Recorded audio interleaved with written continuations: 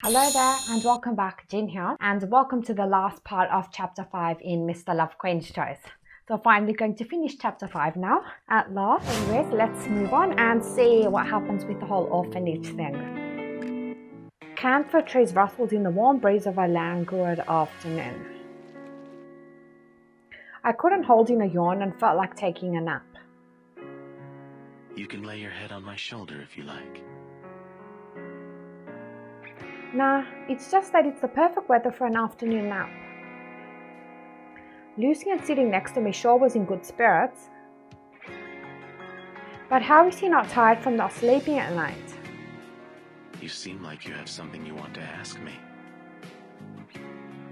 Seeing my denial, Lucien grinned and said nothing more. Why didn't he ask again? A normal person usually would. Well, yeah, I was wondering... Yes.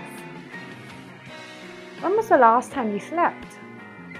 Why do you ask? Just curious. He paused to ponder a bit before replying. 3 days ago. 3 days ago? 3 days? Yes. Why don't you sleep? Do you have insomnia? He laughed resignedly at that. No, I don't.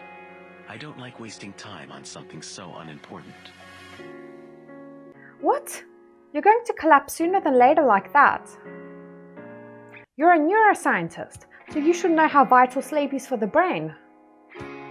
I do, but I'm all right. All right? What does that mean? It is what it is. I can't say more about it. Oh my god, I am dying to know what his power is. That can't be all right. Everyone needs sleep. Except for Victor, who can stop time and sleep then. Just then, a bell rang throughout the orphanage. All right, kids, time for a nap in the dorm. I made a decision in my mind. Hear that? Time for a nap. I stood up and looked back at Lucien. Come on, let's go take a siesta. He grinned at me, held a hand out, but showed no sign of moving. I hesitated, then pulled his hand. Still, he didn't budge from his seat. He pulled his hand back, causing me to lose balance and stumble, and almost plow right into him. Sorry. Guess I accidentally pulled back a bit too hard. Are you okay? His face was inches from mine, his eyes twinkling. How could this be accidental? Because it's not. Let's go. Where? Just follow me. The school was empty as the orphans went back to the dorms for a nap. Lucien and I walked into a vacant classroom. Let's take a nap in here. Here? How? Just lay your head on the desk.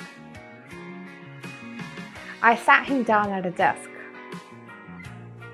Like this? Oh my god, it's the phone call picture. He leaned on the desk and looked at me sideways. Close your eyes and stop talking. He closed his eyes but perked up the edges of his lips. The afternoon breeze wafted through the empty classroom. I closed my eyes too and tried to sleep. But I just couldn't. As if something was stirring inside and keeping me up. Must be because I slept so well last night. My mind went into a frenzy again as I recalled the night before. I slowly opened my eyes and glanced at Lucien next to me.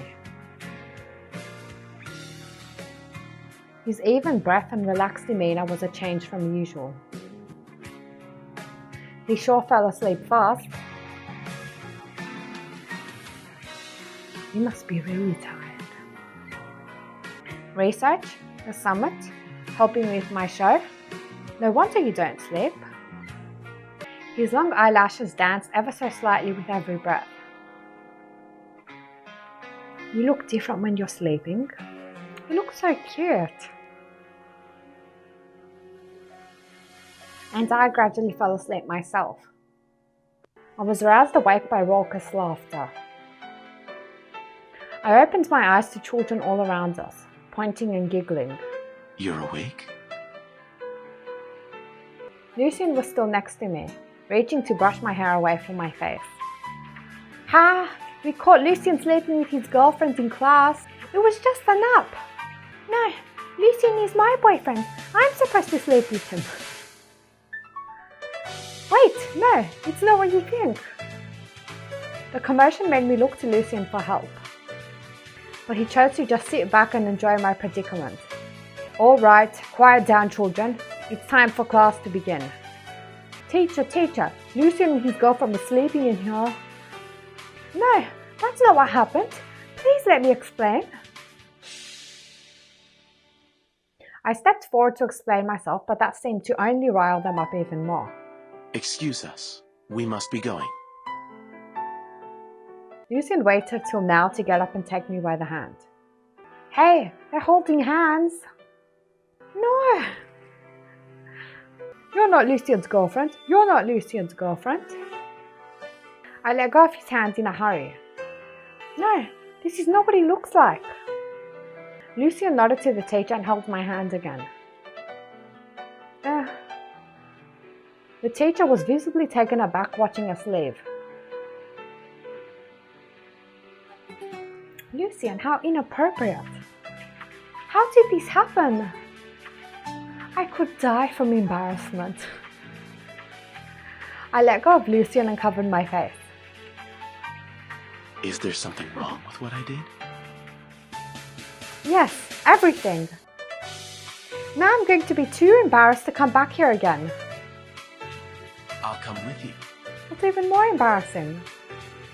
That's even worse. I frowned angrily at him. He grew quiet and stared back at me, with a look of alienation on his face. Let me go check if the bus is here. I turned around and ran off. The camphor leaves whistled in the afternoon breeze, in harmony with the chirping of summer birds. Lucien stood alone in the courtyard, frozen in his own thoughts. This is like the dream. But in the dream we were left alone. Look sad, I'm sorry, Lucien. A strange feeling was creeping up inside him. He knitted his brows and tried to rid his mind of it. The breeze and the chirping died down. All became quiet. It was summertime, but the leaves suddenly rustled onto the ground.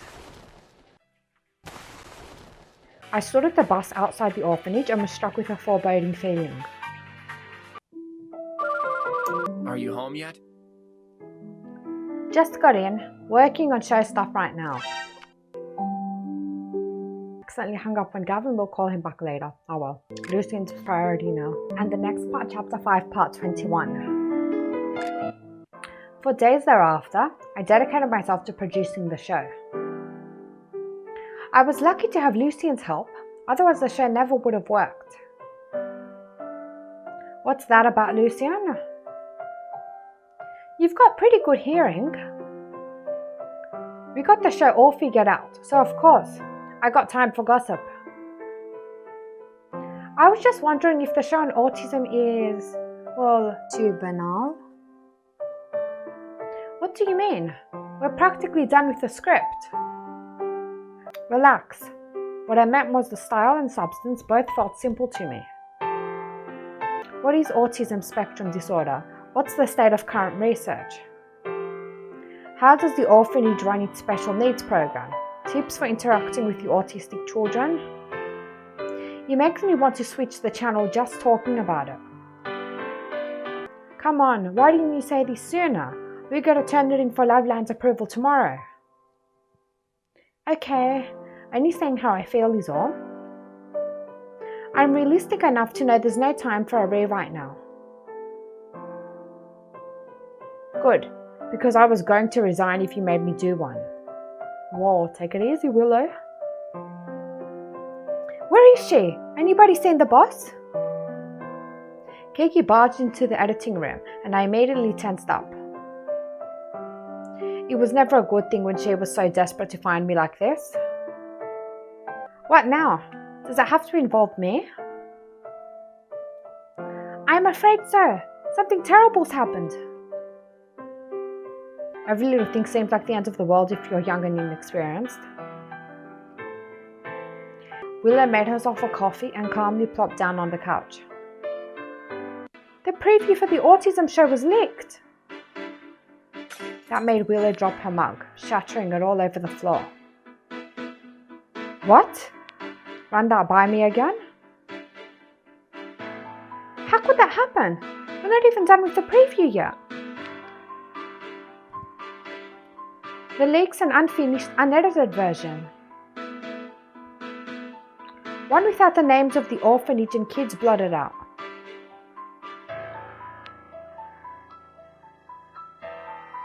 And we still haven't received approval from Loveland TV. What?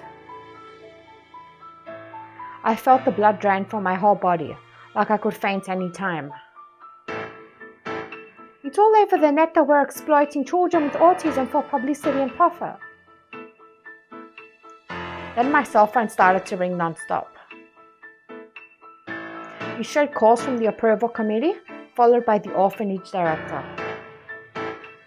Oh my god, why is this happening? Kiro sat in the dark room, pounding away on the keyboard, all the devices in his room buzzing to life in the night. A humongous network was quietly being assembled.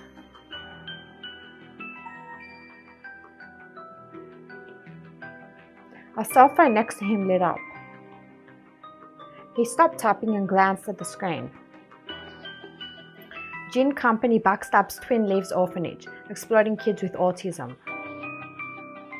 As he scanned the headline, his face slowly broke into a frown. Moonlight shone on the barred windows. Over 10 years, but the orphanage was still standing. Gavin held up a photo of a girl and an old man to the building and found the matching room. He walked into the room and gazed at the moon outside the window. The dim moonlight entered through the small window. It seemed to flicker a bit. The static sound of an interrupted signal over a walkie-talkie. Gavin straightened himself up, a grim and piercing look in his eyes. Countless silhouettes slowly crowded around him in the room.